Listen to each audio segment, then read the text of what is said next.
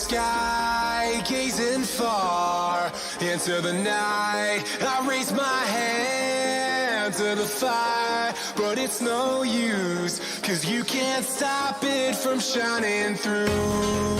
It's true, baby, let the light shine through. If you believe it's true, baby, won't you let the light shine through for you.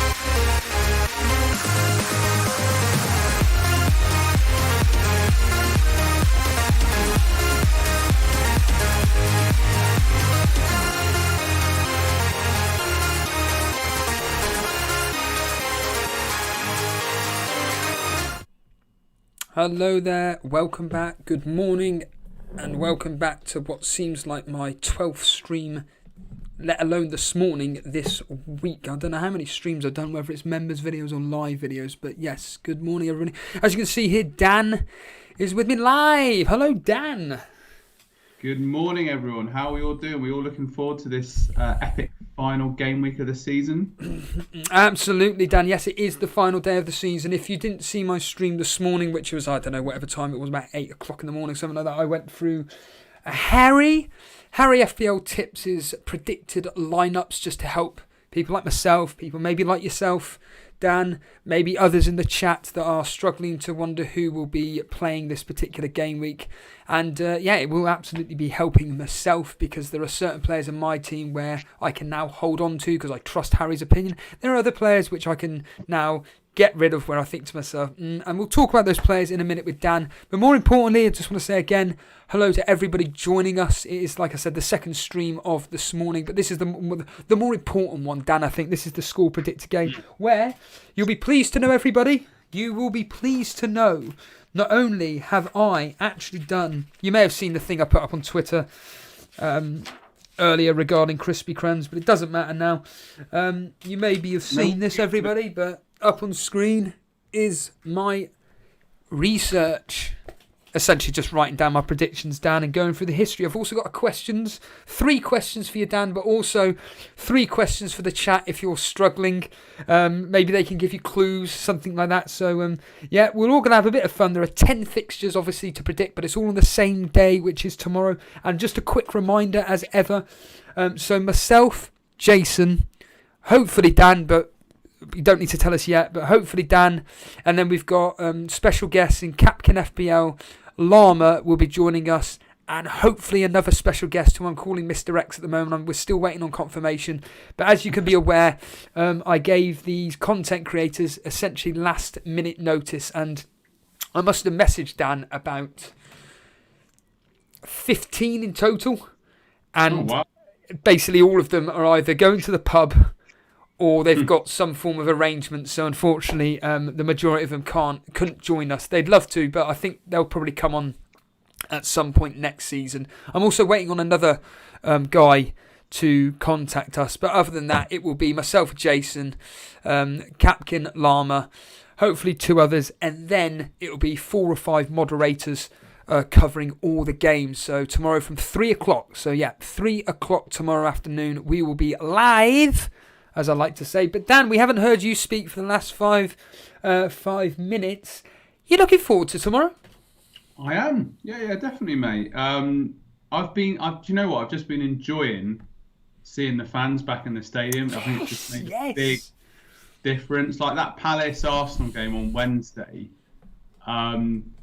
Just having the fans like booing Tierney and giving stick to Saka. Same on. Yes. Yeah.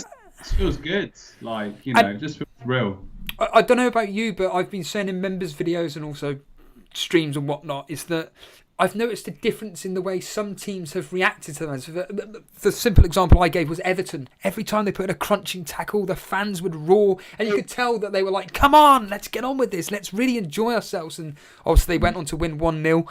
And yeah, you are completely right. Although there was a bit in the Chelsea-Leicester game when Rudiger went on this like mad run into the opposition half. And I think because the fans were just cheering him on, it was just that thing where he ran with his emotions basically, and then it was just all flooding out. So it's been. Do you know what is a shame? Obviously, I guess the fact that the season is coming to an end now, just as these fans have been able to come back in. But we've got, as I say, we've got the Euros, we've got the Olympics, so sports.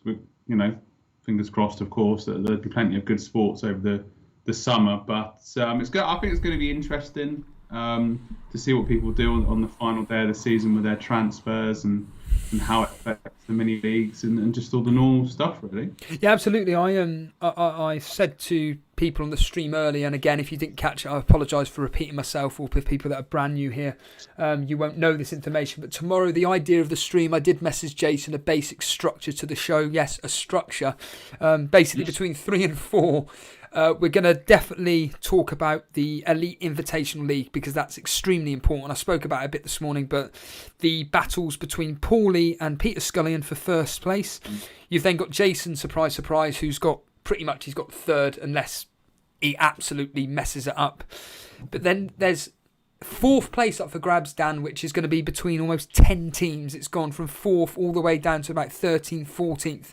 We've then got, and Buffy is here. Buffy has changed his name. Good old Buffy. So Buffy's then in the final of the Super Cup. He's got a 15-point lead over Nymphria. So sorry.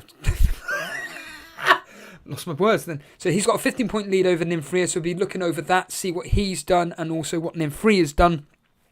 Then we'll go through the team news from obviously the Premier League fixtures themselves. And then, of course, we move on to the actual games when they all kick off at 4 o'clock, and we will have hopefully 10 correspondents. So I can see a lot of people are here. I do want to say again that despite the fact that we will be reading through the chat and everything, I don't know if we'll be looking at all the reading out all the comments per se, but I do want to say thanks everybody for joining myself and Dan. Up on screen, as you can see, is my team. I will be bench boosting. I'll be taking a -16 or a -20, depending on what. Dan, a quick question for you, unless you already know this, because I did mention it in the stream. I did a -8 last week. How many points did I gain or lose on that -8? Do you know? You did a -8 last week, you say? Yes. And how many points was I? Did I gain or did I lose? I'm going to say, from the way you've been talking on this stream so far and the fact that you sound quite positive, I'm gonna guess. I mean, this is just a pure guess without looking. 16 points that you benefited from doing that. That would have been the case if I captained Pereira, which I said I was going to do. However, I didn't captain Pereira, and I was down by 2 points, Dan. And the week before that, Boona did a -12 or 16, and he was down by, I think, 1 point. I can't remember specifically what happened, but basically, after the total amount of points, Boona beat me by 1 point, despite the fact I took a -20. So, bizarrely, if we were in a head-to-head, he would have beaten me by 1 point, despite the fact he took a -12 or 16, and I took I think he took a -12, and I took a -20, and he only beat me by 1 point overall, which is absolutely ludicrous. So, it's something that we'll talk about on a different day, but it's definitely something that I'm taking forward into next season. Hits, I couldn't care less about, because I personally feel that taking these hits for me, for bringing players, for really good fixtures, could actually work out for the best. And we all know Jason's ability to take these hits, and we all now know where he's been getting to in the overall rankings over the last 2 seasons. He's been doing exceptionally well. So, I'm happy to do it. And like I said, this particular game week, I'm taking a -12, -16 at most to be getting rid of X, Y, and Z players. But I've already discussed this across several streams already. And I think, Dan, let's just get on with the score predictions, because it is going to take a while. And like I said, I've got My scores to do. You got your scores definitely to do. We've got the history and a bit of statistics, a common theme throughout, which I haven't done for ages. A common theme throughout these particular fixtures. I've also got 3 quiz questions, so people in the chat, listen out for those specific 3 questions. And yeah, Dan, let's just get on with it. And we do start with your team, Dan. And interestingly enough, obviously last time we were on together, I was talking to you about differentials. I did mention Pepe. You essentially laughed it off. He turns up with 2 goals and a 3-1 victory against Crystal Palace, something which I corrected. Got correct, a bit like with you with Man City losing to Brighton, but we'll get onto that in a minute. But yeah, Dan, Arsenal versus Brighton, a fixture in which people are going to be looking at for Tierney as an example, maybe an attacking player, Smith Rowe, Saka, Aubameyang, dare I say, Pepe. Dan, it's Arsenal versus Brighton. Take us away as an Arsenal fan. Yeah, I mean, this is what we do when the pressure's off. We perform. Like, we've had these wins against Chelsea, West Brom and Palace. This would be a 4th win in a run. And it's just typical us, really. But we're fighting to get in this Europa Conference League with the 7th best placed team of each country or whatever nonsense it is. So, yeah, I mean, in terms of this particular game, I don't think it's going to be easy, really. I mean, in the reverse fixture, it was 1-0 to Arsenal, which was a very good victory at the time when we were on a bit of a good run, really. So, Arsenal assets, I mean, Martinelli got the goal, didn't he? Deep into injury time, that propelled us onto that win. Pepe's been doing well. I still think there's better value to be found at that price point that Pepe's at, rather than taking a gamble on him. And I don't think this fixture is going to be, I don't think we're going to wipe the floor with Brighton. I think it's going to be actually quite an even game, potentially.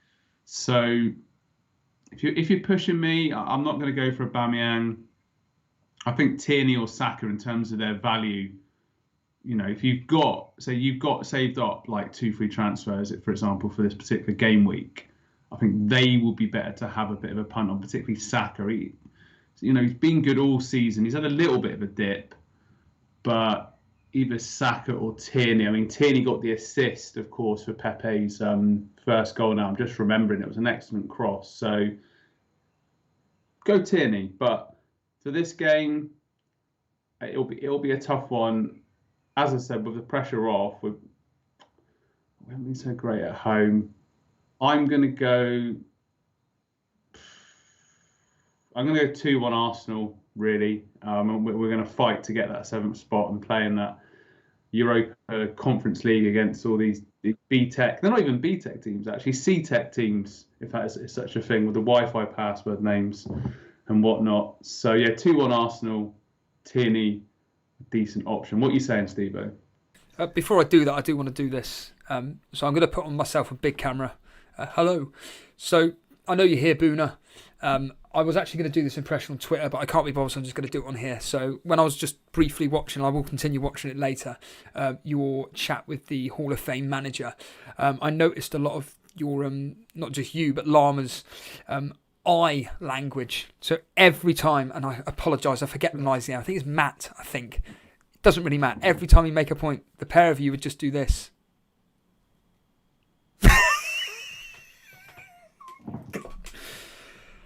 Anyway, ridiculous.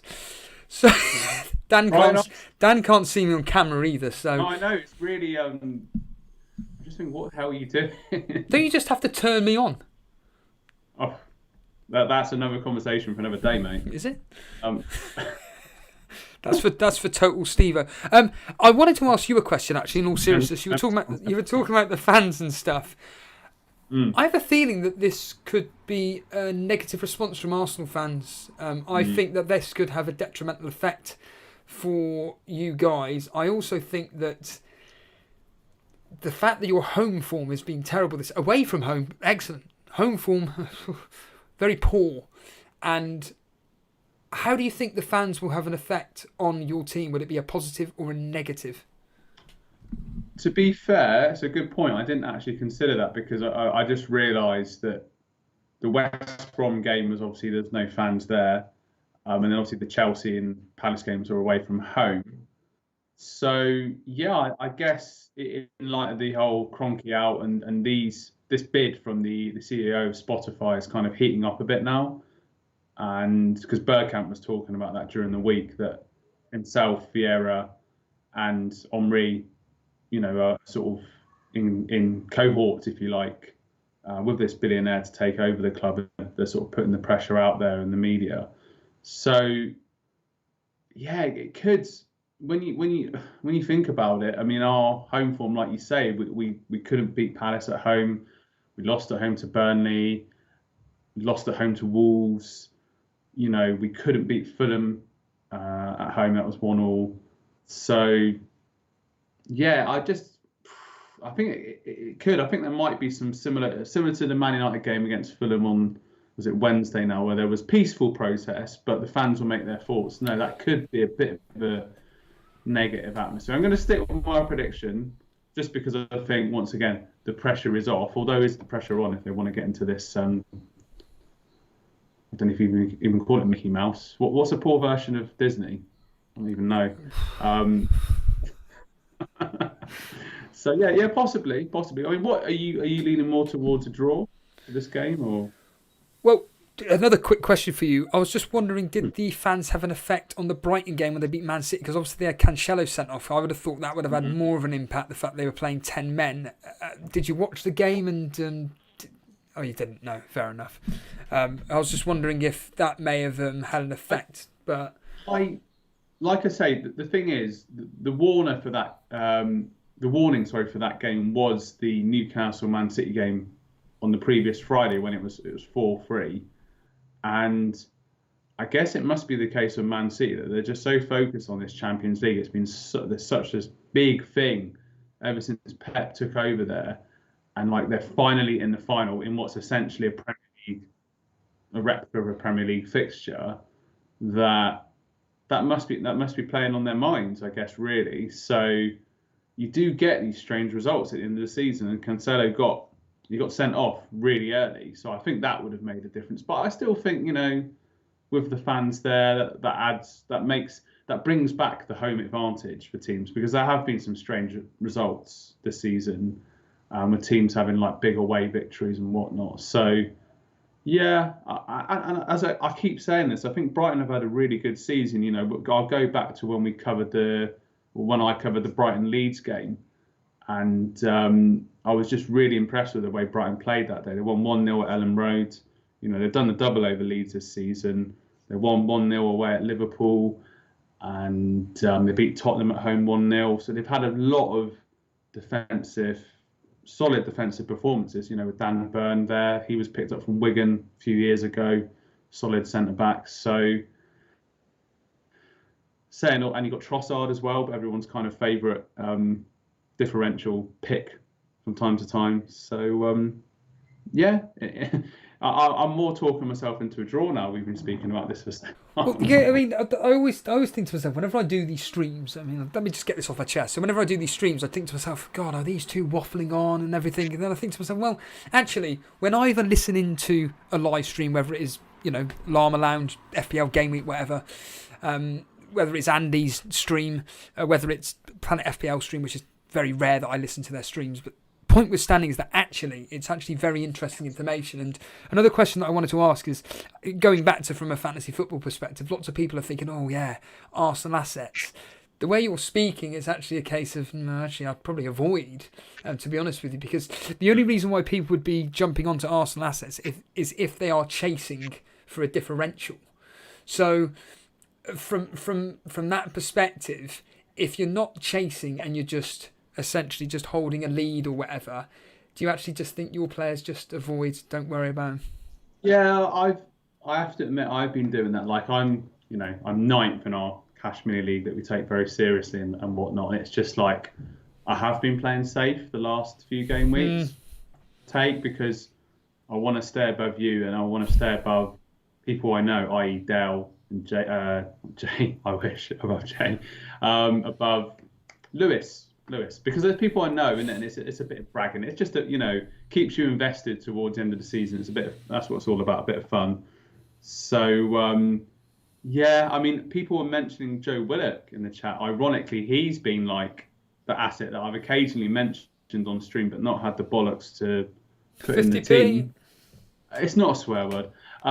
So, with 7 goals this season, and that is the highest scoring Arsenal midfielder. Yeah, he's on loan at Newcastle, playing with freedom and being made to feel important and making runs from midfield. So, yeah, I think if you're kind of wanting to stay safe, I think this fixture kind of feels like you should avoid it. I mean, ironically, I've got Dunk, so whether I play him or not, I'm not sure. Oh, I'd be playing him. I haven't even actually. You asked about my score prediction. I have gone in favour of you. However, I would not be surprised if this is a really tight game. I've gone 2-1 like you, but honestly, if it ended 1-1, 1-0 to Brighton, 2-1 to Brighton, I would not be surprised. That's actually what the history's saying. History's going 2-1. There have actually been, over the last 6 fixtures, 3 2-1 victories to Brighton. Arsenal have only had 1 win of the last 6 versus Brighton, and that was that 1-0 victory that you mentioned this season. So yeah, it's looking like Brighton do like to have fun against you lot. We then move on to the first crucial game of the final day, which is Chelsea. They're away at Aston Villa, Dan. They have to win to stay in the Champions League spots. They have to win. Yeah, Dan, talk to us about Aston Villa versus Chelsea. And do you think, before you continue, and do you think this is again another game, all the home fixtures going to have fans in, do you think the fans are going to help Aston Villa to a victory? Because Aston Villa's home record is, again, pretty meh. Yeah, I mean they got a great victory against Spurs during the week. Got to get that in. Hopefully Boone is still watching. But yeah, I mean, with the fans there, it should be. I think it'll be a really entertaining game. Once again, Chelsea, it's going to be like the first of 2 cup finals, and obviously they got the Champions League final coming up. And they played with a lot of gusto against Leicester. Really, they didn't turn up in the cup final, but in that game on Tuesday, they were really at them. So, as much as the fans will be back in, I think, in all honesty, as much as I'd like to see Villa win, I think Chelsea will get the job done, really. And maybe Ollie Watkins could be one still in there. I think Villa will score, but yeah, I see Chelsea getting a professional job done here. I'm going to go 2-1 Chelsea, I think, and there'll be players there wanting to play to get into that final selection as well, really, and it's going to be a massive game for them. Villa, not really anything to play for. Morale boosting victory the other day, but you've got to pay homage to some of the assets this season for Villa. Martinez, our old goalkeeper, Target, he's been great value for his price. And Ollie Watkins as well. He's been a great asset as well. So thank you guys, much appreciated. You've helped me finish above Steve-O, so I do thank you guys. And if you ever pop down to Bournemouth, you're welcome to buy you a few drinks. Steve-O, take it away. Well, you mentioned about home teams this weekend and the fact that will it help or will it not help, and you think that it may help with Aston Villa. So there were fixtures that I mentioned during some point this week regarding who it may or may not help. So I pretty much just said that the teams it will help will be 3 of the Midlands clubs in Aston Villa, Leicester and Wolves. Those 3 teams have always had excellent home records, and it's no coincidence that it's because they've got real passionate fans. Like I said, without going over it, Arsenal, I think it's going to have a negative on them. I think they're going to vent not necessarily vent their anger, but certainly watching the Spurs game the other day, they were not helping their team whatsoever. Fulham, once again, they cannot stand their owner, so I think that could have a negative impact on them. Oh, Leeds, I think that's going to be a great day out. Whether they win or lose, they should win, but whether they win or lose, up against a decent opponent, which they've got excellent history against, I'd like to think there's going to be a party there. Liverpool, we all know what the cop end's like. I think Liverpool are going to be really, really geared up. I think Salah, I'm stating the blinking obvious, but Salah is going to be the perfect captaincy choice this week. We know how much he loves playing in front of fans, especially at home. We all remember last season at home, always captain him. Man City, once again, Man City fans don't exist. They couldn't give a stuff about it. Like you said, they've got too many things on their mind regarding the Champions League final, and the majority of people probably turning up for that day won't even care that they've won the Premier League, and the ones that do will be just like the elder generation and the younger kids to see their stars. That's it. Sheffield United, I think they'll enjoy the day out, but I think that they'll be disappointed with their whole season, as we all know. West Ham, we all know about their fans, always get on top of them, and if they don't perform tomorrow, I can't see them turning on David Moyes or turning on the team. However, we know what their reputation is. But Wolves is the interesting one. We'll get onto the matches later. But Wolves, I think, based on last season, their home record was superb. And the year before that, since they've been in the Premier League, at home, Molineux has always been a great venue. They've beaten Man City, haven't they? They've beaten United and stuff like this. I'm sure they have at home. So I think the Wolves game could be something that could be a bit of an upset, if you can call it that. But I'm glad you mentioned about the home, regarding Aston Villa, the home fans, and how will it help them. Well, I'm exactly like you. I've gone again. A lot of my predictions are actually 2-1 this weekend. I'm expecting Chelsea to just get through this 2-1. A bit like the Arsenal game. If it was, I can't see Villa winning this. I generally can't see Villa winning this. But if they were to get a draw, which is unlikely, but if they were to get a draw, I wouldn't be surprised. But Chelsea winning 1-0, 2-0 at a push. But Aston Villa always seem to score. Ollie Watkins always seems to turn up with a goal or an assist from out of absolutely nothing. It does my head in, but whatever, he does it. And that's why I'm thinking Chelsea will just nick this 2-1. The history is going 2-1 as well.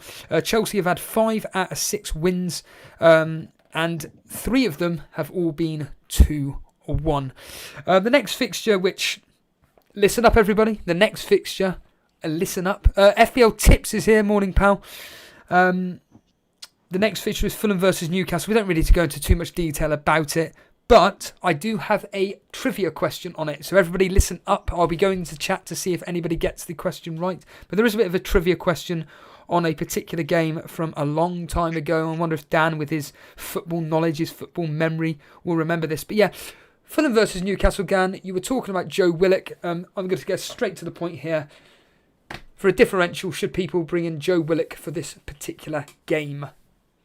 Yeah, go for it. I mean, there we are.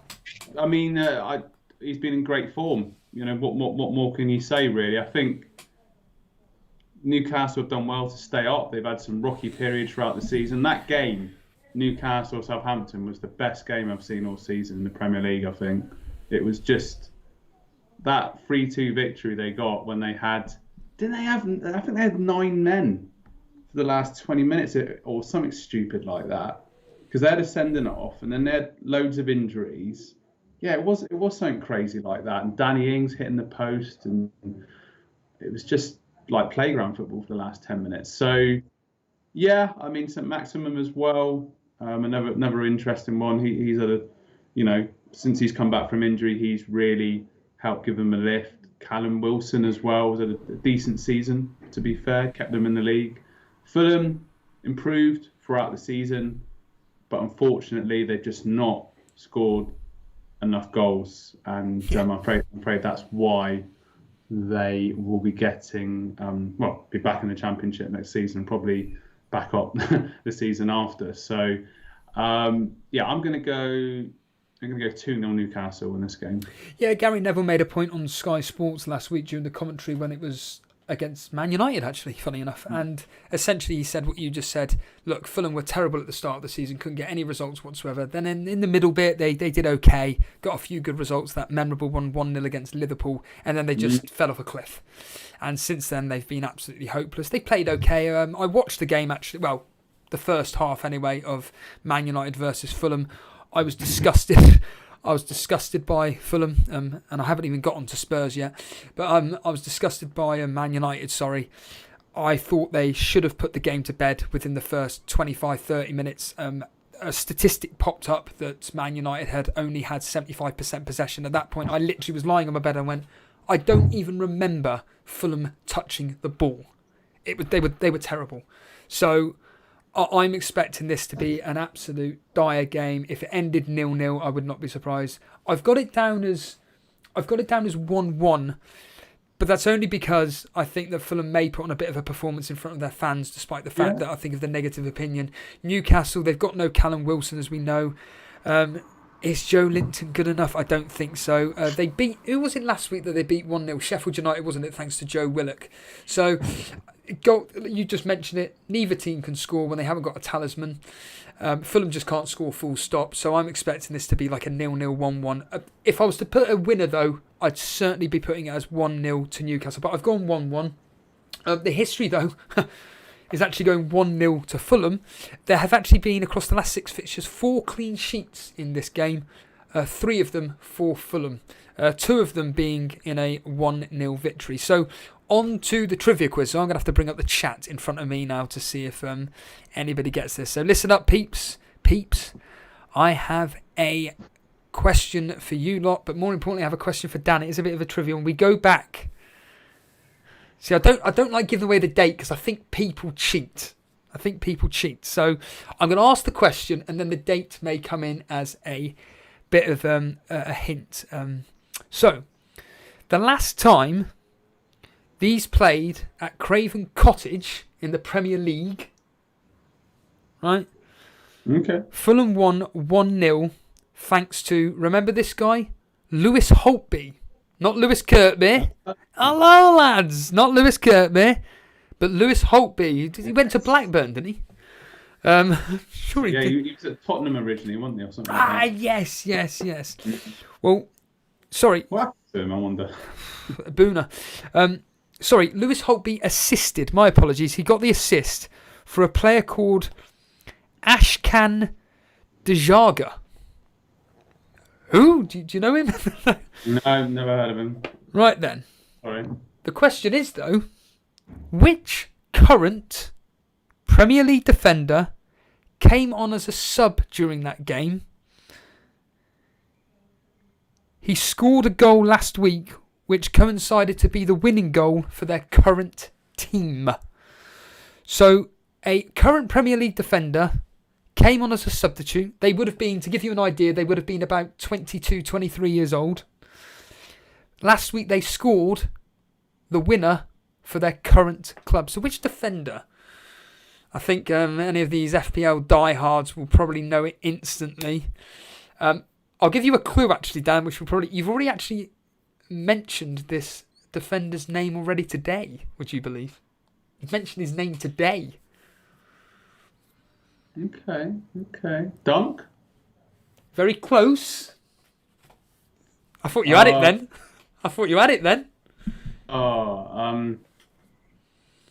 Dan Burn? Spot on. Yeah, Dan Burn. He made his... I don't care. He came as a substitute. Yes, He was about 22, 23 for Fulham. So, yeah, there we are. I didn't know he played for Fulham, yeah. Fair. I know he played for Wigan. I didn't realise he played for Fulham. So, well, unless there's another D Burn and I clicked on his name and plays for Brighton, then... No? Apparently, thanks to Naraj, Lewis Holtby is still at Blackburn.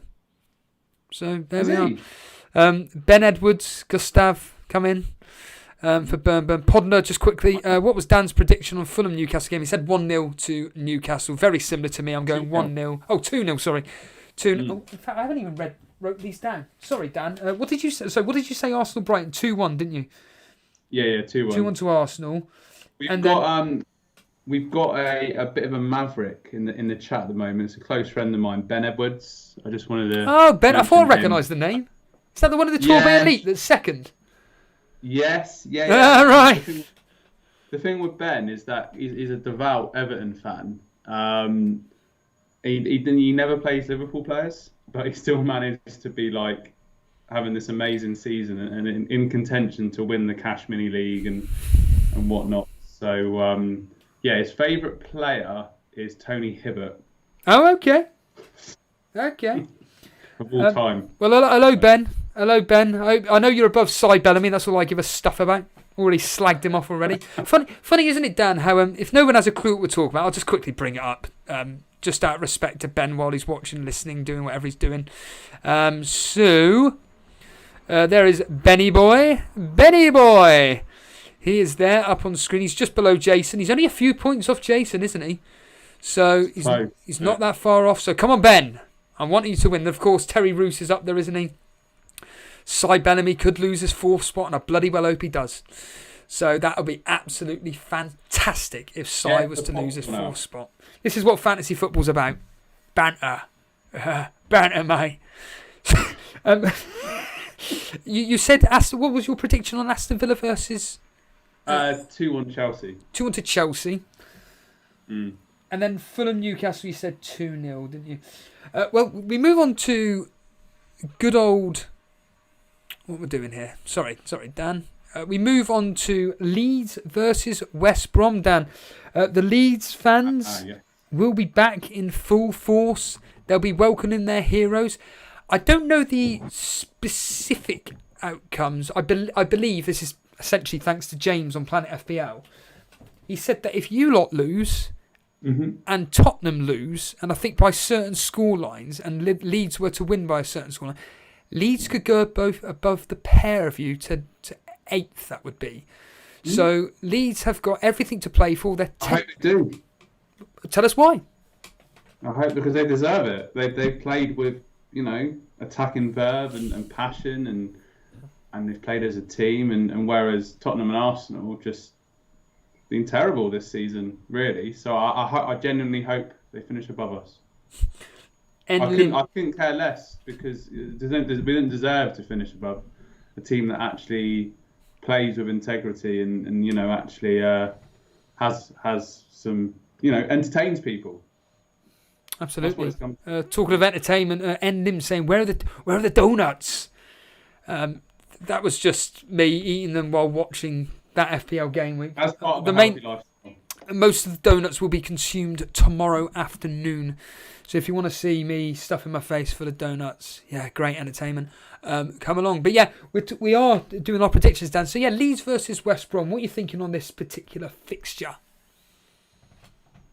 Well, I mean, as I keep, sort of lead my second team or whatever you want to say, or my third team. I think Bournemouth's my second team and all this nonsense. But I mean, Dallas this season's been amazing. He's been this season's Lundstrom in a way, really, with the value. I think it's 8 goals that he scored this season.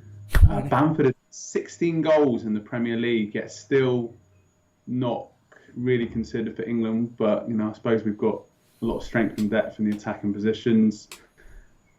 So I mean, it's just been a breath of fresh air the way they play. But I think in recent weeks they have shown a bit more nous defensively, and they've had some excellent results, full of confidence. West Brom, on the other hand, they've just not been up to it. I mean, Sam Allardyce, Big Sam, they've had some decent results since he came, and obviously that win at Chelsea that'll live long in the memory. But they've just come short of the quality required to stay in the Premier League. I think Leeds are going to have a bit of fun. I'm going to say 3-1 Leeds. You were talking about talismans there. West Brom just don't have a talisman, and that's why I don't think they're scoring tomorrow. They've lost Pereira's a doubt, which is really annoying. I think in the Premier League next season. Of course he bloody will be. I don't think West Brom are scoring here. They've got no one to play up front. They're absolutely useless without Pereira. I think that Sam Allardyce brought a bit of life to Pereira. He seems to do that with certain players, and usually it's the creative one. Didn't he do that with Snodgrass at West Ham or something? Is that right? Am I going mad there? Or? I think didn't Snodgrass go to West Brom? Yeah, he did. Yeah, he's out injured, isn't he? At the moment, he's had surgery. Useful player. I mean, the thing with the main memory for Sam Allardyce is obviously Bolton when he had that team of like JJ Okocha, Djorkaeff, Fernando Hierro, Ivan Campo, Davis, all these. Kevin Davis. He his career just. I mean, he got the England call up, didn't he? And he was excellent centre forward for Bolton. So that was his. Is one of his fondest memories, I'd imagine, as a manager. But now I was reading an article last night. Actually, it was just saying that he just seems to be like a short-term solution manager or a firefighter. The clubs that he's been in charge of, like Newcastle, Everton, in recent history, is it 26, 25 games, and then he's gone. And it's the same story here with West Brom, that they're going to be getting a new manager next season. Chris Wilder's been linked quite strongly with that position. So, yeah, but I just feel like, as I say, Leeds, if you've got the likes of Rafinha, Dallas, Bamford, stick on them. And if you're feeling brave, maybe captain one of them. Yeah, absolutely. I think that I know that Andy Martin's going to be captaining Rafinha. One last hurrah. I'm bringing in Rafinha and ironically, I'm getting rid of Bamford, but I'm bringing in Rafinha and Harrison. And yeah, I'm like you. What was your score prediction for this? I'm going to say 3-1. Are you expecting West Brom to score? Are you? Yeah, I'm in a pretty good mood. So. Maybe Maitland-Niles will get an overhead kick or something. But yeah, 3-1. That's interesting. So I've gone 3-0, just because West Brom are hopeless. And the fact that Sam Allardyce has gone now, he couldn't care less. You know what it's like with any form of work. Once your manager goes, you just couldn't give a stuff. And I think that this is what's going to happen. I think West Brom are just going to lie down and just take it, basically. Excuse the terminology there, but it's just true. And I'm going 3-0. You're going 3-1. The history's going 4-0. On 3 occasions, Leeds, across the last 6 fixtures, on 3 occasions, Leeds have scored 4+ goals. So expect quite a high-scoring game. Talking of potential high-scoring games, but unfortunately, I don't think it will be. We move on to Leicester versus the shambolic, pathetic, embarrassing, disgraceful Tottenham. I think that... Don't hold back. Well, to be honest with you, I get really, really, really frustrated, Dan, when essentially teams that have got players that cost more than my team in wages alone can't even be bothered to play. They can't have the attacking fluidity that they should do with the likes of Kane, Bergwijn. Who else was playing? Son. It really, really infuriates me. And when they were playing Aston Villa, they had everything to play for. They should have gone for it. They didn't. They've had all this talk coming out that Kane essentially wants to leave. I think that's had a negative effect on them. I think that it's just pathetic, to be honest with you, Tottenham at the moment. And I hope Leicester batter them. They won't, but I hope they batter them and put them to shame. But like I said, they won't. And I think this is going to be a really, really tight game, Dan. I really do. And I'm expecting this to be... this is my game that I'm covering, actually, tomorrow. I'm expecting this to be 1-1. Only because... Now, admittedly, the fans aren't there. Now, I did speak about, actually, the home fans. But it's just the fact that Spurs seem to be able to just get a result. But yeah, I've gone 1-1. But honestly, I would not be surprised if Leicester were to win this 2, maybe 3-1. But I've gone 1-1. But yeah, what do you think, Dan? Yeah, I mean, there's a lot to dissect there. I mean, you were saying about Harry Kane. Obviously, that's been the massive story this week. And he was just so... It feels like one of those things, that interview with Gary Neville. Obviously, they were out playing golf or whatever on this podcast that they do. And he was just talking so openly about it. I think this is almost... It feels like one of those things that's like pre-planned to manage his reputation. What do you mean by that? In fact, well... He obviously must have like a public relations or agency or publicist and whatnot to manage his image. Of course he does, with all the sponsorships that he has. And it just, because it was such a candid interview, wasn't it? I don't know. Tell me about it. I haven't actually listened. Is it worth downloading, listening to? It's worth watching, on YouTube. If you just put Gary Neville, Harry Kane, and it'll come up straight away with it. And just... him saying that he has to have an honest conversation with the chairman and that Levy, has been really good to him and he's got to do what's best for his career. It feels like part of this pre-planned thing before the move happens to once again to manage his reputation, because he is a marketing asset for many companies, and obviously the captain of England and everything else, and just to avoid that negative publicity backlash from the Spurs fans, I guess. So unfortunately for Tottenham, and that's very gracious of me to say that as an Arsenal fan, I think he's going to be going, and that's going to be a big problem for Spurs, and how it's going to affect Son, and it's going to affect.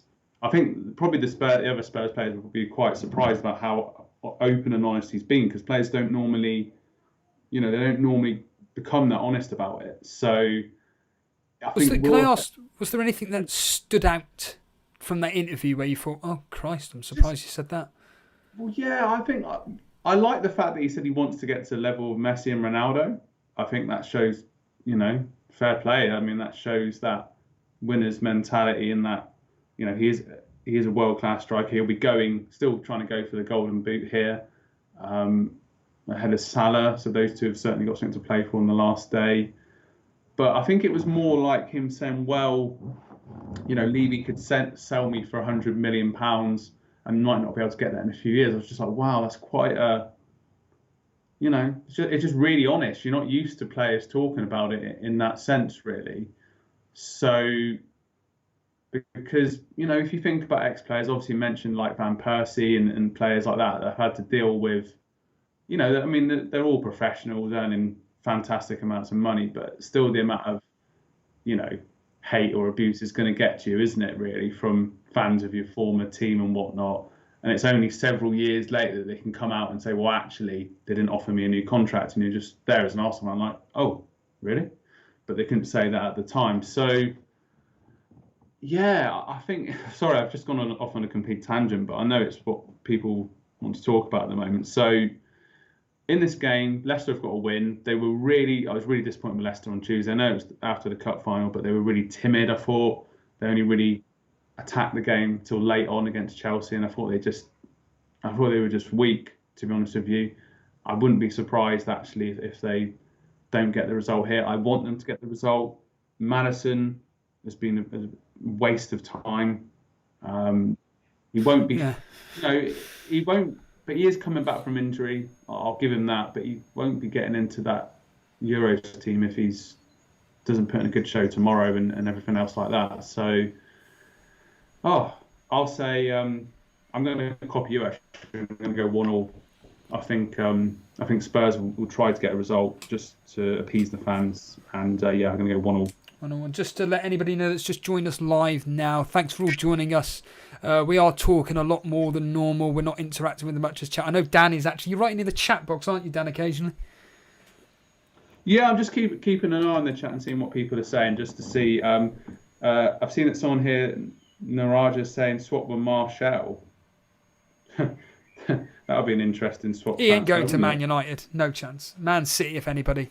Kane, I think, will be going to Man City, if anybody, because they're the only team that will want to buy. And I don't know why I just don't feel Kane would fit in Man United. That's based on absolutely nothing. It's just what I see of Man United, the way they play. I just don't think that the way he plays is for them. But, they've got Cavani over here, haven't they? Yeah, they have. Yeah, absolutely. And he's done exceptionally well for United. I mean, I was one of those people at the start of the season that was laughing about it, but I've got the egg on my face now because he's been excellent for them, really, and certainly a good influence on the younger players.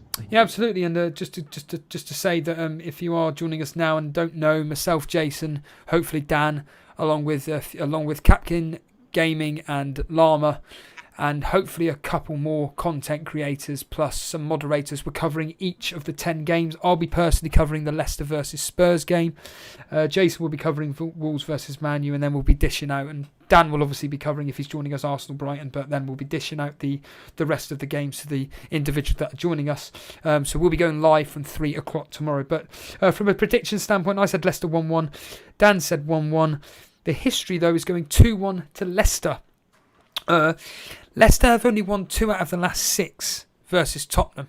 However, 3 out of the last 3, Leicester have won those 2. So 2 out of the last 3, Leicester have won against Tottenham. And just a quick question, Dan. You were talking about Harry Kane and the Golden Boot, because the next game is going to be it's Salah versus Kane. I see Kane scoring tomorrow, but does he win the Golden Boot is the question.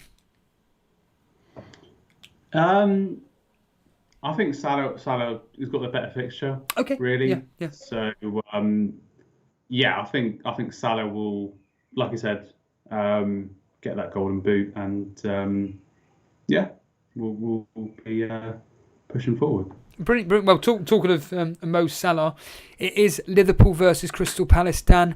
The Kop will be there. Finally, they can finally cheer their Champions League winning team, because obviously they didn't get the opportunity to do the stadium last time. Same with the title. So it'll be a Champions homecoming a year later. And obviously Liverpool do need to win in this particular fixture to clinch that Champions League spot of 4th. Dan, I've got a trivia question, everybody, as well on this particular fixture. But yeah, Dan, what do you think on this particular game against Crystal Palace? Yeah, I mean, Palace, it's Roy Hodgson's last game in his managerial career. So Palace will want to go out on a bit of a high. But Liverpool have, they've got, something to play for, and they've had a bit of an upturn in form recently, really. Salah getting the goals.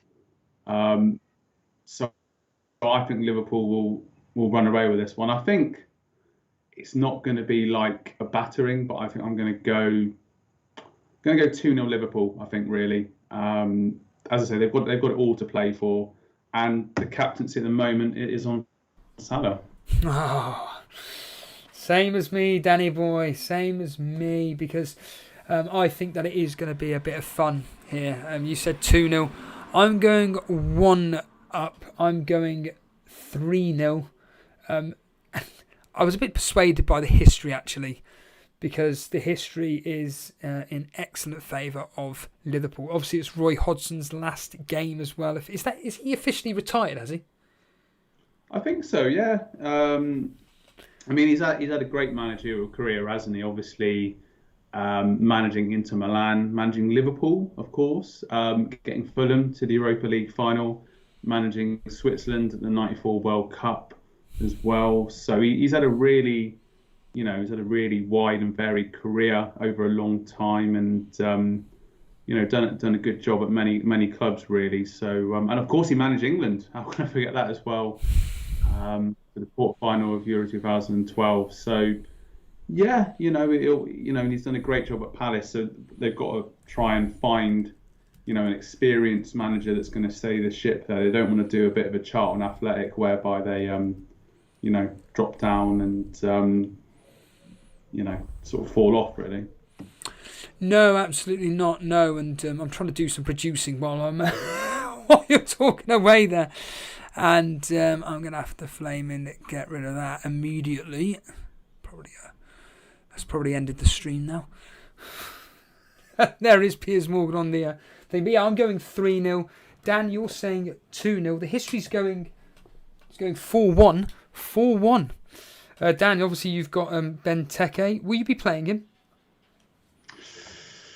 I don't think I will. I'm thinking about. There's a bit of an injury concern for him. And oh yeah, that's right. This is the irony, of course. He scored.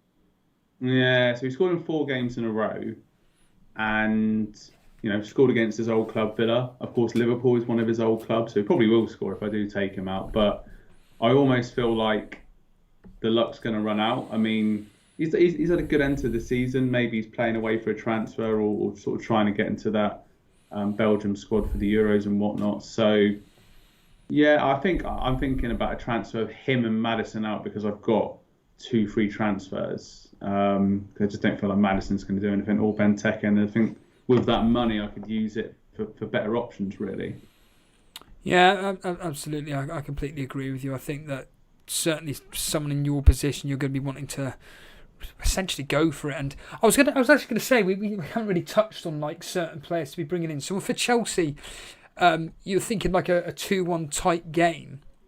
I'm looking at someone like Pulisic to be bringing in. If Havertz was available, I'd probably bring him in instead. But your thoughts on Pulisic? Pulisic, Mason Mount, Werner for that particular fixture? I mean, Werner, I almost feel sorry for him, which is strange as an Arsenal fan to say, but he just puts in so much effort and he's so involved, but he just doesn't score enough. You know, it doesn't seem to be timing that. He's very quick. He doesn't seem to be timing the runs right. And he had another goal disallowed on Tuesday evening against Leicester. I think Mount feels like more of a safe bet. But Pulisic doesn't always start as well, does he? So he'll definitely be starting this one. It's almost certain. Yeah, possibly. Yeah, if you fancy a bit of a gamble. But Mount feels like a bit more of a safe bet, and he can get the occasional goal. I see that Jorginho with 7 goals is their top goal scorer. I feel like I've got that wrong, but I'm pretty sure that's what was said on Tuesday evening. All 7 penalties, and then linking it into Arsenal. So just to let everybody know, so Liverpool, I'm thinking 3-0. Dan's going 2-0. The history's going 4-1. Liverpool have kept 3 clean sheets out of the last 6, and on 3 occasions have scored 4+ goals. Of course, one of them being a 7-0 at Crystal Palace. Talking of former players of you, I've actually said that if Oxlade-Chamberlain was confirmed to play in this particular fixture and people are struggling for funds but they want 3 Liverpool players, Oxlade-Chamberlain scored the other day. Do you think that if Oxlade-Chamberlain was to start, do you think he's worth a punt at 6.3? I think he is. Yeah, it's funny you say that, because I did just look at him on the on the match and I thought, well, maybe, but is he going to start? I mean, he scored a nice goal the other day. But I don't know how Klopp's going to manage him once again. Chamberlain is the problem with injuries, unfortunately for him. So it feels a bit too risky, that one. But I hope that Chamberlain gets sort of fit longer term again and can start playing again with a smile on his face. But maybe a bit too soon, I think, that one. Yeah, fair enough. I have a question. It is about the Liverpool versus Crystal Palace fixture. So, once again, it's that classic one of the last time these two met.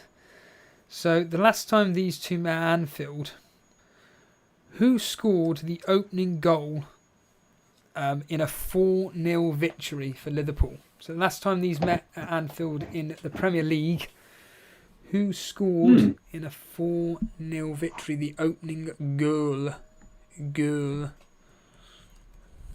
I feel like it's not going to be somebody obvious, so you never know. Not from your reaction.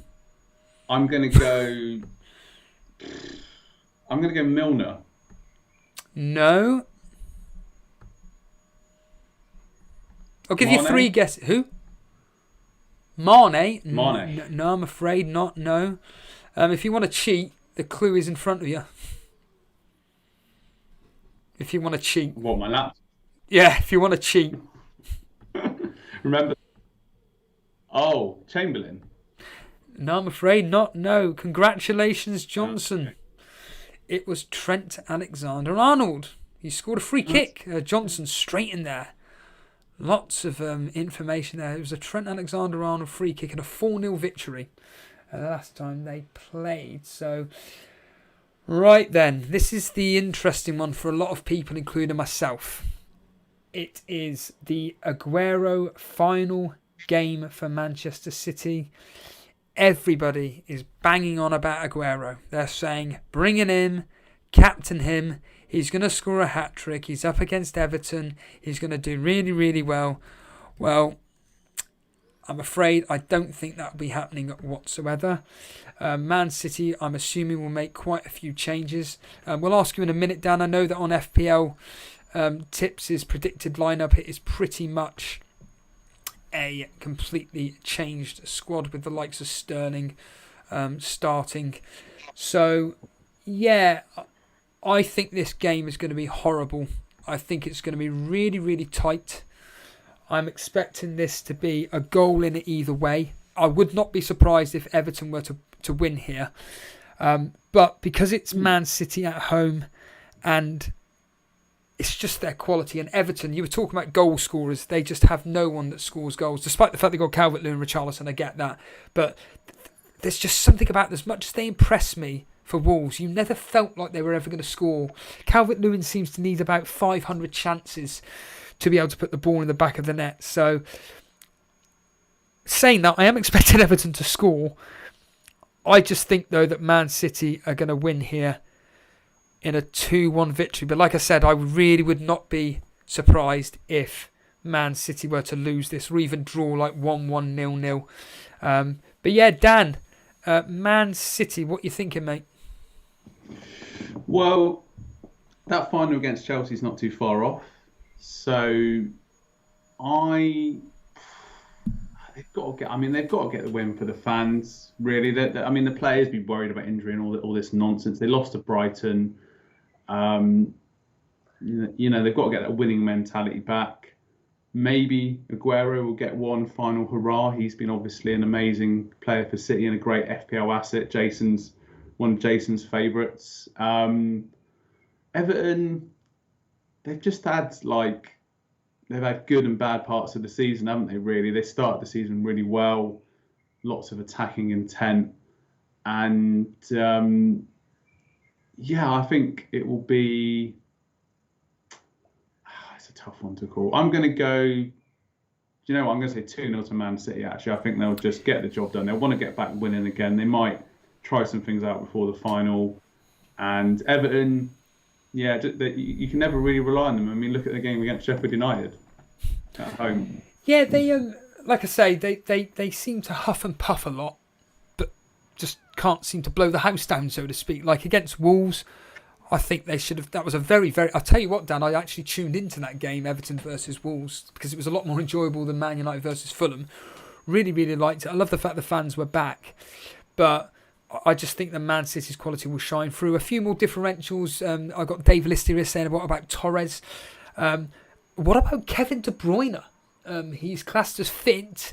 Do you think he starts the final game of the season? And could he be an exceptional captain's choice? If you remember last season, on the final day against Norwich, he came in with I think it was a goal and 2 assists, or 2 goals and assists, or something like that. Some ridiculous high-scoring double-digit haul. Think about Kevin De Bruyne. Yeah, I mean, the thing is that we worried about the injuries before the Champions League finals. So possibly, I mean, I've had him in at points this season, but I never feel like he's been that explosive, really, for the money that you're going to invest into him for your team. I mean, I've got that money locked up in Fernandes, Kane, and Salah, of course. So, if you go for it, I don't know. I just, this season, as brilliant a player as he is, as an FPL asset, there's just some expecting him to go crazy, and it's just like an assist, maybe 1 goal. What do you say about Badman's comment here, which I think is a load of nonsense? City fans want to see the big men play. I mean, at the end of the day, they want to see their team win in the Champions League final. At the end of the day, they couldn't care less if they put out their under-21s. At the end, they've won the Premier League, they've won the League Cup. No, they haven't. Did they win the League Cup? I can't remember that. Yeah, they didn't, did they? Or did they? Yeah, they won they've won it bloody like 3 or 4 years in a row now. Right, so so they've won. So yeah, they won 1-0, wasn't it, against Spurs? That's right. Yeah, so it's the big one that they won, the Champions League at the end of the day. And honestly, even if they were to lose 6-0 against Everton, they couldn't care less. They've won the Premier League. It's going to be the title parade afterwards. They're going to enjoy themselves. But City fans will not want their big stars out whatsoever. Not the die-hard ones anyway. But like I say, they're never existent there. But yeah, Man City, I'm going 2-1 just, and I mean just. And what did you say, Dan? 2-0, wasn't it? So the history... Yeah. History's going 3-1 to Man City. Man City have won 6 out of 6 of the last fixtures, and 3 of them have been 3-1. Oh God, do we have to talk about this next game? I think just. Well, you talk about it. You talk about it quickly. I'm dying for the loo. Yep, go for it, Dan. I'll change the layout for a second. You go away. I'll change the layout. So we're back to this one here. So, yeah, Sheffield United versus Burnley. if anybody saw my tweet a minute ago, I'll put it up on screen here. Of course, I put the wrong blasted thing on. So if anybody uses Football 365, essentially, one of the articles, probably the best article I think, is Cheeky Tips. And Cheeky Tips, essentially, as it states, is all about tipping the weekend's fixtures or the game week fixtures. It really doesn't matter which one it is. And I bet you £1,000,000 I can't find it now. I just want to put up a poxy picture. And then I'll be able to show you guys. But obviously, because this is a piece of junk, I can't show you it. But it's predicting that, or he's predicting, and he's normally okay with his predictions, that it's going to be a 4-4 draw. 4-4, which is ludicrous. Oh, hold on a minute here. Is it on here? Now, to give you some context, to be fair, so what usually Cheeky does is here we are. So that's what I got to do, is it? Okay. So usually what Cheeky does is each game week he does a match in which he pulls out the bag like a really random result. So for argument's sake, he predicted that Southampton would win 3-1 against whoever it was, and I can't remember who it was now. But they won 3-1 and it was a 14-1 shot. He also got the Joe Willock scoring first in the Newcastle versus, funny enough, Sheffield United game. That was like 10-1 or something. I can't remember now. And he does occasionally pull out of the bag. Now, I just put on Twitter, I just said, look, at the end of the day, even if that had an extra 0 on it, I still think the odds are too low. Betting 4-4 here. This game is going to be, it could go either one of two ways. It's either going to be high scoring like this because neither team could care less, or it's going to be we couldn't care less, stuff it, let's just settle for a draw at 0-0, like Naraj is saying. I'm going in a bit confident though. I think we're going to nick this 1-0 in one of the worst games of the weekend. Johnson's saying 2-0 Burnley. Wood could be a captain pick. Yes, he could be. I wouldn't advise it. Chris Smith, surely this week it's Greenwood, Pereira and Cavani out for Robertson, Rafinha, Antonio. If that's what you want to do, that's what you want to do, mate. Carry on. I'm certainly getting rid of Pereira and Cavani. I'm sticking with Greenwood. I'm happy with sticking with Greenwood because I think that he's going to be okay versus Wolves, if I'm honest with you. But I'm definitely bringing in Rafinha and Antonio, those two for definite. But yeah, Sheffield United have been awful, as we know. They've been an absolute shambles of a team. They do seem to, have decent fixtures. John here saying Sheffield United are keen to score to avoid a record, a 2-0 home win. The problem is, though, is that they can't score, John. They can't score. And Newcastle saying Sheffield look more sharper in attack. Well, compared to us, they do. I remember the last time we played them, they made themselves look like Barcelona because we seem to make anybody look like playing like Barcelona, and when you make Sheffield United look like Barcelona, then there are serious problems. But Sean Dyche will want a professional job from his players, and that's why I think we're going to nick it 1-0.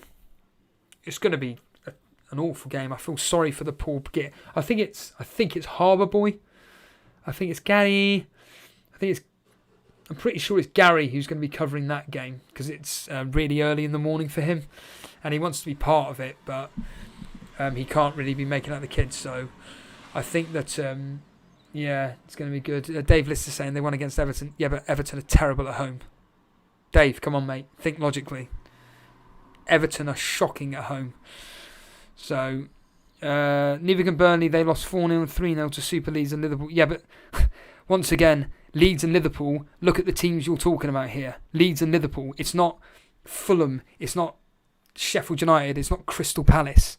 Leeds and Liverpool score goals for fun. Liverpool beat Crystal Palace, for crying out, 7-0.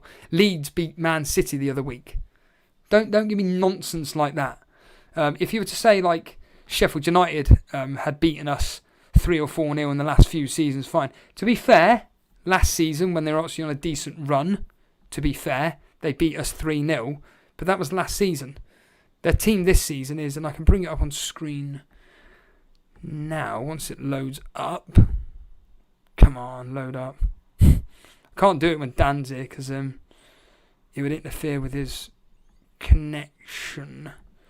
So let me just quickly find whoscored.com. I'll be able to look at it here.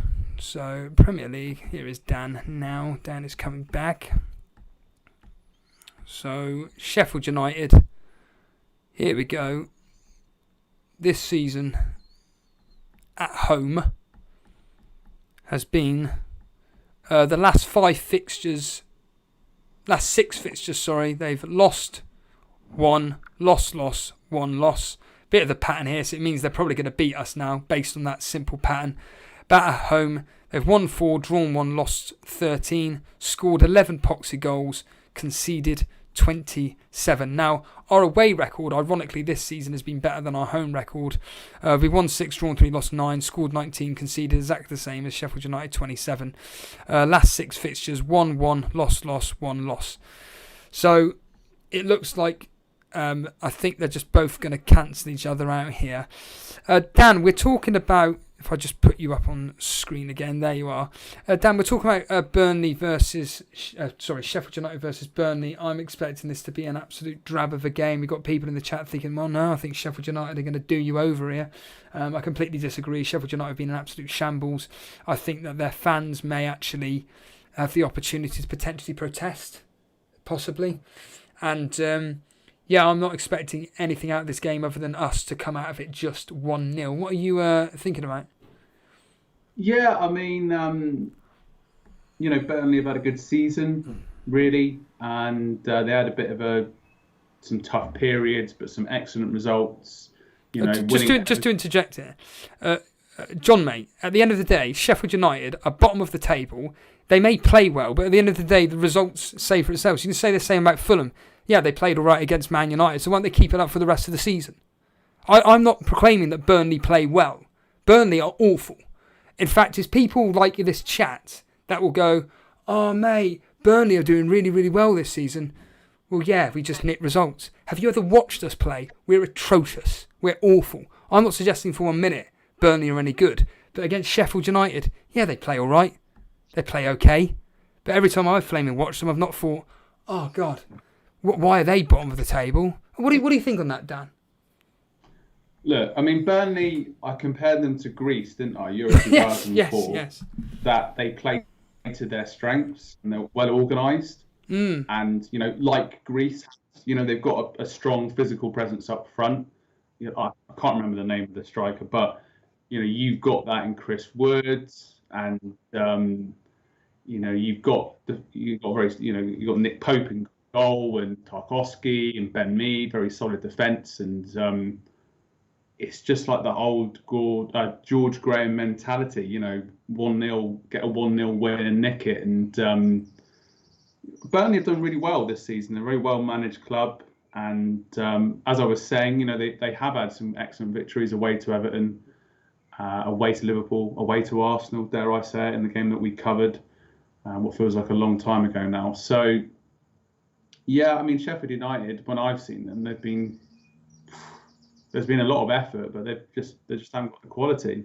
Really. Well, this is the problem. This is the thing, isn't it? That it's the quality. Burnley have no quality. They just, like you just said, they have the players in place which can do something if required. They've got a good system.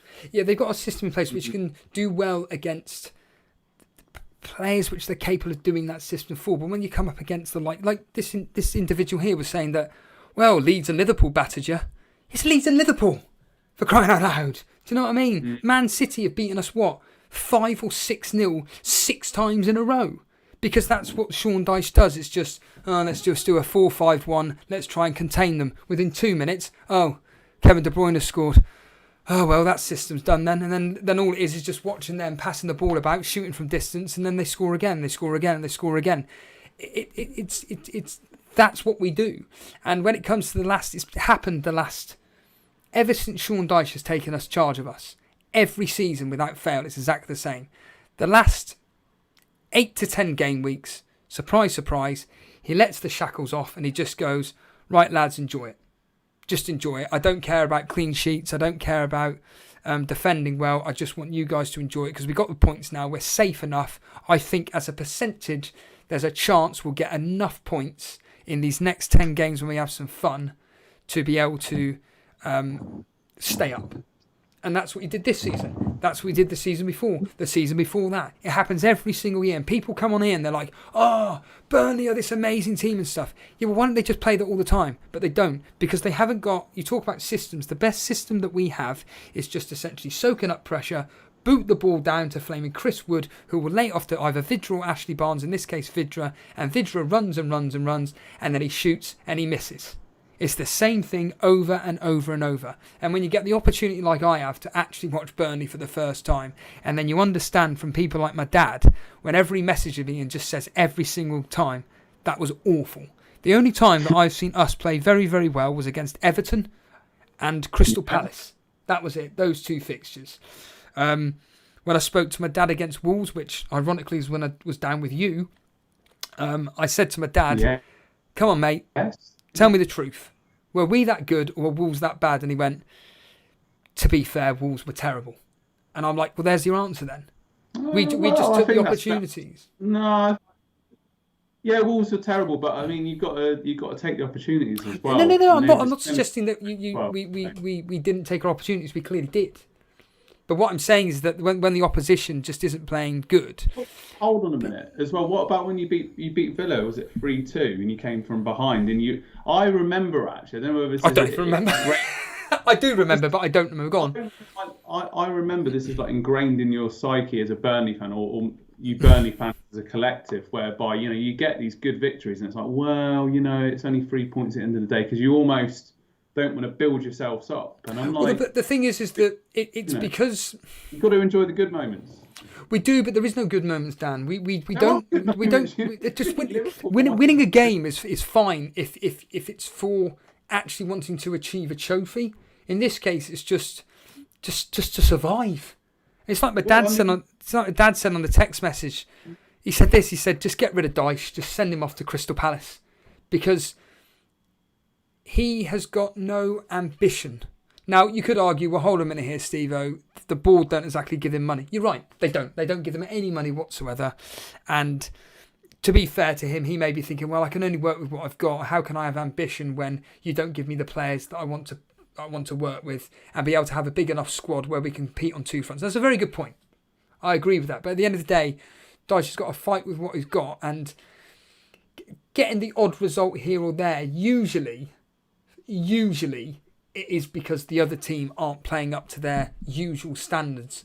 Like it's like Harbour Boy made the point on a comment in the members video saying about the fact that he gets sick to death of the like. This is why I get so annoyed by teams like Arsenal, Tottenham, etc. Is that you've got players that are worth tens of millions that you spent on for reasonings to push you forward in the Champions League. Push you forward to get Champions League spot, push you forward to the Premier League and you have seasons like you have now. And then there's us, who have to play out of our skin just to get a point against Fulham, or whoever it may be. I know we beat them, but the point we're standing is that just to get a point against someone like Crystal Palace or Fulham, it's just like... And you are right, it is ingrained in us. And if we could just, next season, I just wish our board was to give us some money to spend on some just higher end quality championship players that can do well in the Premier League, like the likes of Pereira as a very simple example. A bit of flair. A bit of flair, yeah. Someone like McNeil, it's no coincidence. Yeah, McNeil has been playing really well since he's been told, just have some fun, push forward. He's the only player in our team that seems to actually have some form of skill about him. Everybody else, like I said, just seems to fall over the feet. It's a bit... McNeil kind of actually reminds me of him, and I don't mean as a player, but the way he acts is very similar to Cristiano Ronaldo, where he's just looking around going, God, these guys are really not up to my level, are they? Like, I'm just playing you a simple pass and you're just falling over. All you had to do was pass it back, and then you just pass it to another player, and now I've got to defend again. He does look like an individual that just wants to play in a team with, without using the same terminology, with a bit more flair up to his level. But yeah, I don't know where that. Well, I do know where that tangent came from, but the reality is that Sheffield United versus Burnley. I've gone 1-0 to Burnley because I do think we're going to get an actual result here. What about you, Dan? Oh yeah, I mean, like I say, Sheffield United, they had a brilliant season last season. Of course, let's not forget that, and the work that Chris Wilder done. And I'm sure he'll be back in a position soon. Maybe Palace, who knows? But they've just not had the quality. And like I say, Burnley have had a good season. I would say that there was a time when I thought they could get relegated, but they bounced back and they've worked to their strengths, like we've said. I think Sheffield United are going to try and put a bit of a show on for their fans. So I'm going to go 1-1 actually. I just think it will be spoiled. I think they'll just try and do it for their fans. I mean, one player I'm trying to remember his name actually. People in the chat, try and help me out. The guy with the beard up front. McGoldrick, Mousse. Yeah, I think it's McGoldrick. Yeah, he's he's looked the one that looks like Lacazette. Yes, yeah. He's he got strength about him and turn, and maybe I don't know. Well, maybe he might be able to get moved back to the Premier League, but he's looked solid and decent. But apart from that, they've just not had it this season. But they had a good spell last season, so we can't forget that. We can't forget all the points that Lundstrom got us, and occasionally Fleck and all these other sort of cheap players as well. So I wish them the best in the Championship next season. But yeah, I'm going to go 1-1 for this game. Matt Henley, morning pal. Mark Summers of Black Box was saying maybe Pereira's just being rested to avoid injury for a summer sale. Could be the case. I suppose conspiracy theories coming in here. He also saying that he could be great at a better side. That's what you said earlier. And then Johnson just quickly saying that Pereira could easily get in the Arsenal, Tottenham or Villa side, for example. Yeah, absolutely. So moving on to... We've got to be still... They've been going on for an hour and a half, Dan. Moving on to, again, a game in which West Ham have to avoid a loss. That's all they got to do. Avoid a loss, and they're in Europe. Whether it's the Conference League, whether it's the proper league, it doesn't matter. Just avoid a loss, and they will be in Europe. The fans are back. Whether that's a good thing or a bad thing, who knows? But I'm expecting this, Dan, to... Oh, yeah, just a quick one, sorry. Sheffield United Burnley history, guess what? 1-1. There's been, across the last 6 fixtures, 3 1-1s. Coincidentally, the last 3 fixtures, 2 of them being 1-1, the other one being 1-0 to Burnley. So a very low-scoring game indeed. But West Ham versus Southampton. Like I said, West Ham can't lose this one. They're up against the Southampton team who essentially can't win away from home. You'd think this would be goals galore. I don't think it will be. I think Southampton will let the shackles off, and I think West Ham will just about pick them off. And talking of differentials, Dan, Danny Ings, but at 8 million, I think is a bit too expensive. But if you can afford that luxury, I think it's definitely worth a punt if you're chasing, like yourself. So I think that, West Ham versus Southampton, I've gone West Ham to nick it 2-1. Yeah, West Ham have had a great season. I know that they've fallen off a little bit of recent sort of weeks and whatnot, but let's not forget, they should finish 6th, so they've had a fantastic season. The likes of Souček and of course Lingard on this loan. Everyone was mocking him, and he just went on a crazy scoring run and got a recall to the England team. So he's had the last laugh, and fair play to him. And David Moyes has done well there. Antonio, a player that I've been calling for to get called up, but it won't happen. I'm considering getting Antonio in, actually. Blocking me off, are we? Hey, it's just it's just a block FPL way, but Yeah, in this game, like Southampton, they've had times where they've struggled and then they picked up a little bit, but recently results haven't really gone their way. Danny Ings, though, he did sort of bang against Palace, as the term is. I'm going to go. I'm going to go an entertaining game. Actually, sod it. I'm going to go 2-2. 2-2. Well, that. Yeah, why not? Let's have a bit of fun. Danny Ings, Ward-Prowse, Antonio, and maybe Lingard will get a goal. I've had a premonition. There we are, 2-2. The history's going 3-0 to West Ham. Of the last 6 fixtures, the 3 results at home for West Ham have been 3-1, 3-1, 3-0. Sorry, 3-0, 3-0, 3-1. So it looks like it's going to be a bit of a hiding for Southampton. Now, finally, on to the final day of the season, where a lot of people like myself are wondering what's going to be happening with the Man United team sheet. We're all expecting it because a few days later they are playing in the Europa League final. Jealous, Dan? They are playing in the Europa League final. They're up against Wolves, a team in which Nuno is leaving at the end of the summer. We'll get onto that in a second. I've got a quiz question on this particular fixture as well. But yeah, Dan, a couple of talking points here for you to discuss. So we'll start with Nuno leaving Wolves. Ideal candidate to take over Arteta, I would have thought. Possibly. I mean, he's going to be linked heavily with the Spurs position, I think. I think that's possibly where he's going to end up. But he's been fantastic, hasn't he, for Wolves? The money, 250,000 that he donated. I think it's to sort of the vulnerable people in Wolverhampton. Obviously, a city that I know well, having gone to university there. And let's not forget, Doherty, Jota, Jimenez, all those points that we racked up, and the football that they played, the games that they've won, beating, like I said, Man City. They've taken on the big teams and played some great football. And a good friend of mine, Aaron, is a big Wolves fan, Wolves lad and whatnot. And he's a bit sad about it, but it's kind of one of those things where it seems like the natural time to move on. They've had a very difficult season this season. They've still had some good performances, but it was like the game against Spurs kind of summed the season up, where there was some good play, but no cutting edge. And I think that Fabio Silva's still very raw, but hopefully he will progress into being the forward that they want. Sorry to interject, Dan. I think you've hit the nail on the head. This is what I witnessed against Everton. It was a case of give the ball to Traore. He runs faster than Usain Bolt with a ball at his feet. He can take it past God knows how many people, but his final ball, whether it's a shot or a cross or a pass, is shocking.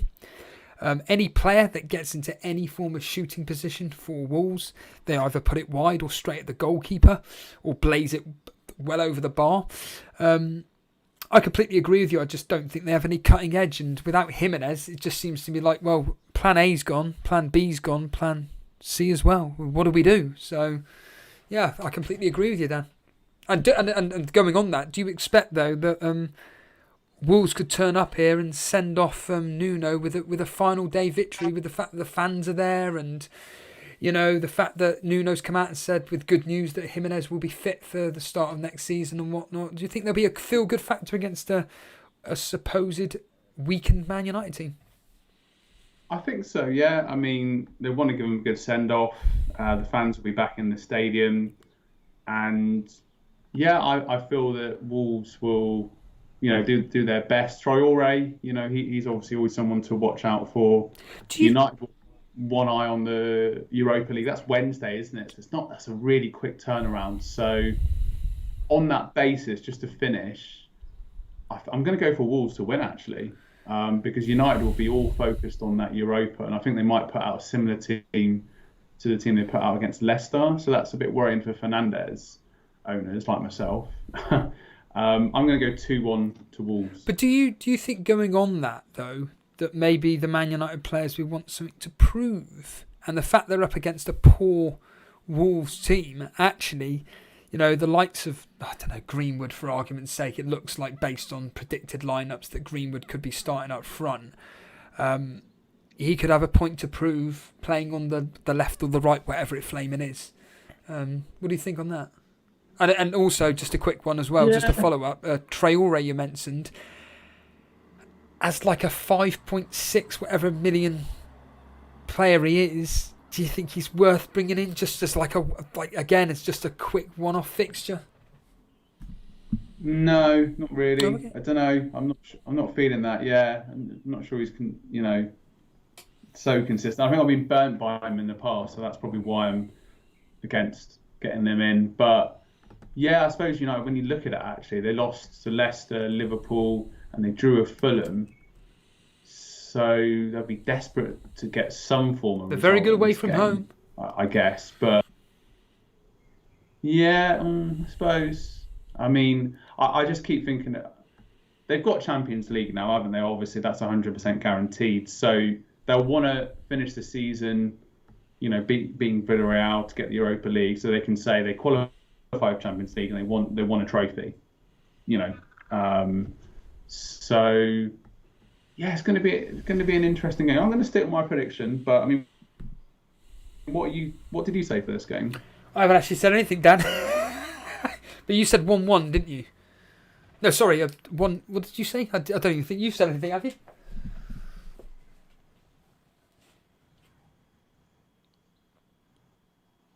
Oh, Dan, are you there? Still hear me? Yeah, I can hear you. Can you hear me? Yeah.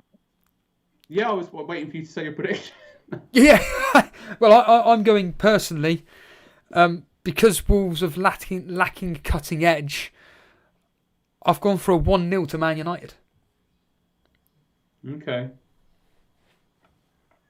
And any reason why? You've gone very quiet. Yeah, because of their cutting edge, mate. Can you not hear me? No. Yeah, because like I said, because Wolves, they can't score, and it's just the fact that I just feel Man United have just got. It's that classic line, isn't it? They've just got the quality, I think, that will just get something out of the game. And I do think that there are certain players in that Man United second string that I wouldn't mind taking a punt on if I was guaranteed to play. So the fact that people have done predicted lineups and, Greenwood up front, I'll happily risk starting him. I'm not going to take him out now. But it's players like Tellez or Williams that can get attacking returns, are attacking fullbacks. And I think to myself, because you remember Williams last season got me that, what was it, a double-digit haul or something, if you remember. And I'm thinking to myself, what if I was to put it out of the bag and maybe get someone like him or Williams in just for this one-off game? It means nothing to me. And there's a chance there could be a clean sheet in this. So, yeah, I think, Man United, a 1-0 victory. God knows where the goal's coming from. What did you say the score? Sorry. I did say 2-1 to Wolves, but maybe I'm being a little bit biased there with the old Wolves affiliation. So I'm not going to put any money on it, but I'm going to stick to it because, as I say, there are shock results. I mean, it could be at that scoreline for Brighton at Arsenal. It's not a thing of being biased, but there are always these strange results in the seasons when teams have got other things to play for, and they might rotate and rest players. So that's just my thinking for that. But like you said, United have been excellent away from home this season. So, I'm sure they won't want to disappoint the fans on the last day of the season as well. Well, the history's not having much hope with any of this. It's going 0-0. 0-0. It's based on a bit of the pattern, though. The pattern being that a win is always followed by a draw. And it's been something roughly like 0-0, 1-0, 1-1, 1-0, 0-0, 1-0, and now 0-0. So that's just based on a simple pattern, but it looks like it's going to be a very, very slow game indeed. And that's the game that Jason will be covering. And for anybody that is joining us late, just to let everybody know, we are going to be covering all the games tomorrow with 10 different correspondents, a couple of content creators. Capkin Gaming is confirmed, and Llama from that FPL Gameweek, Llama Lounge, whatever you want to call it. He's back. with us, friend of the show. So he's joining us for definite. Those two are definitely confirmed. Sorry, we've got another special guest, hopefully joining us, known as Mr. X as it stands right now. But we're pretty Mr. X, yeah. We're pretty certain that he's going to be joining us. And there's another individual as well. We're just waiting on correspondence from to confirm. If not, we've got several moderators that will be covering each individual game. Now, a bit of a trivia question for you, Dan. So listen up, chat, as well. The last time these two met at Wolves Ground, which Molineux, in the Premier League, the last time these two met in the Premier League, it ended 1-1. Martial scored the opener. Who got the equaliser for Wolves? Who scored the equaliser for Wolves? Jota? No, very close though. Jota? Yes, very close.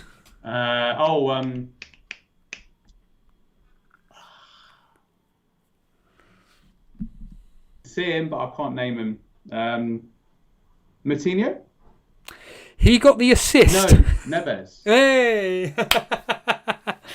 Moutinho got the assist. Neves. Yeah. Was it Neves? Yeah, it was Neves. Yeah, Neves got the... I remember it to VAR, didn't it? Yeah. Oh, really? Oh, okay. That's interesting. Yeah. So that's that done and done. Just a quick one. Vignesh is saying that he's won his mini league. So he's won his mini league, Dan. Fernandes to Mane or Kevin De Bruyne. He's already won his mini league. Do you know what, Videsh?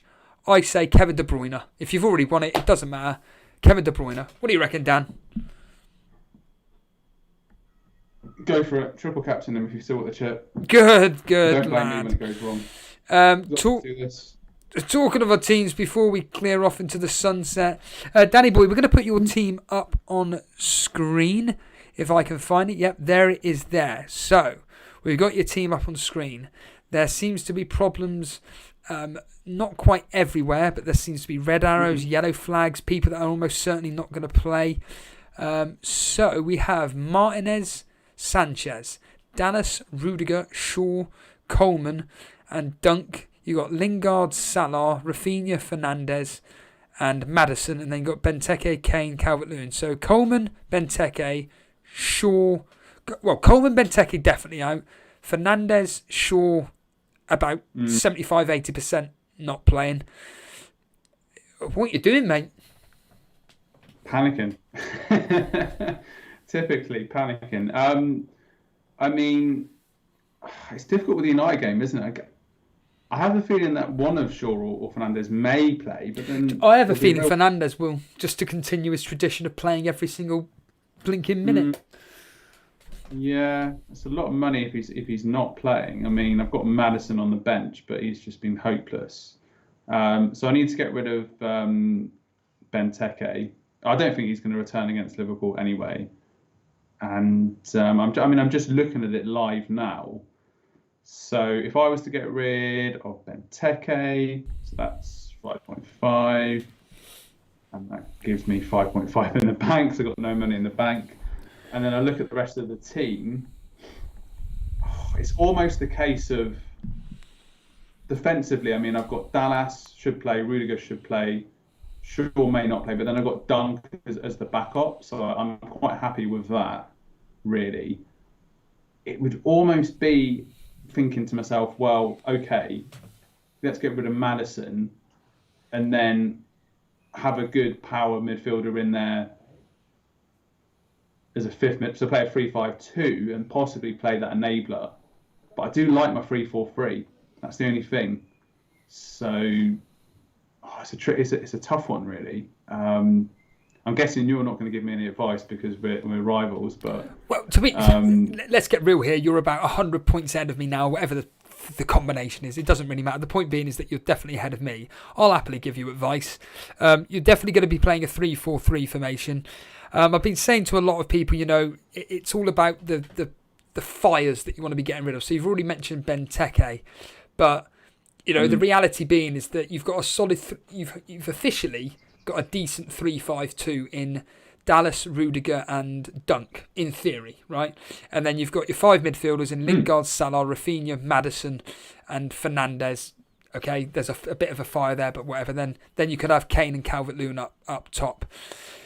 Your priority really is essentially the key assets, which you know for fact will give you a bit more money to play around with, and you don't need to worry about certain other ones and formations. And the reality is that it's Fernandes and possibly Shaw to get in a better defender. And if I'm in your shoes, I'm thinking, what could you do? How much money have you got if Fernandes is gone? Just of interest. Just get rid of it. Let's just see what money you've got if Fernandes is gone out the door. All right, so Benteke, Fernandes gone. I've got 16.7 million. No, just Fernandes. Just don't worry about Benteke. What's Fernandes out? Like literally, mate, I've got 11.2. I've got no money. 11.2. So Mane's 11.3, isn't he? I've got 2 free transfers though. Okay, well, if you've got 2 free transfers and based on your predictions, I mean, ironically, you haven't said anybody, unlike me, is going to be scoring. There's only one team that you're thinking is going to score quite heavily, which is Elite, 3-1. So really, you'd probably be thinking, well, Fernandes downgraded to maybe say, I mean, I'm saying this from a biased point of view because I'm getting him Harrison, but someone like Harrison, and then maybe Benteke to Antonio, or even Danny Ings, because you're expecting West Ham a 2-2 draw. That's a high-scoring game. You're going to be wanting their attackers, so maybe Danny Ings for Benteke and Fernandes down to someone like Harrison. Yeah, I mean, I have a bit of fun with it. I mean, I could triple up on Leeds, but that feels a bit crazy. I mean, if you're honestly expecting Wolves to win 2-1, why not a Wolves midfielder like someone like I know we joked about it, but Traoré, Neves, Matinho. It's just thinking, yeah, I hope Fernandes isn't going to do a madness on the last day of the season with his away form. I mean, Kevin. I mean, we've just had Vinesh here. What about Man City? What about Kevin De Bruyne? The problem for you is that you don't know if he's going to start or not. That's the only downside. Yeah, Mahrez is tempting, but then once he's again, not going to play. Waste of space. That's the one. Well, so I mean, let's be honest here. Like, you know, I'm just playing for a bit of fun. I want to finish above there. So I've got the 2 free transfers. I can have a bit of fun with it. You know, we're nearly at the end of the season now. So what about? I'll have a little think about that. Maybe you know, a gamble on a Arsenal. I was going to say Arsenal. Your own team. I don't trust Arsenal. You just have no faith. I haven't trusted Arsenal. Has no faith. No, that's from experience of watching them. So that's with open eyes. So yeah, we will see. But I'm not going to do these transfers live on air now because that never works. So no, I'm a little think about. I'm going to do my transfers tomorrow probably.